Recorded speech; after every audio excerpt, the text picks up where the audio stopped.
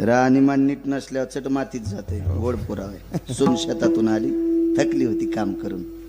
ते म्हणले आत्या मी भाजी करते, तुम्ही 5-6 भाकरी टाका ना.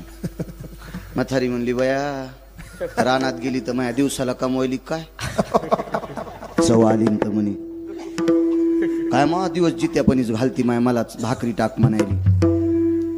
तर सून म्हणली आत्या माय नका टाकू, पण काही खालीवरी नका बोलू, माय नका बोलू. मी भाकरी बी करते आणि भाजी बी करते, या डंगरीनं नीट मारावं ना.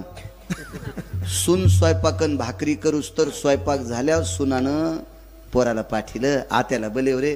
तर पोरग म्हणलं 2-3 घरी आजी गवसच ना. मग सुनाला वाटलं एकटीनं कसं जेव्हा आत्याला संग घ्यावा.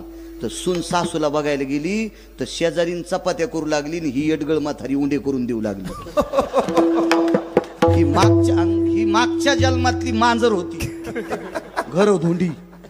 म्हणजे सुनानं भाकरी कर म्हणल्यावर म्हणली करायच्या नाही, आणि शेजारीन चपात्या करू लागली तेव्हा ही उंडी करून देऊ लागली. नाही हिच्या अंगात झोपीत भितड पडायचं का हिच्या अंगावर.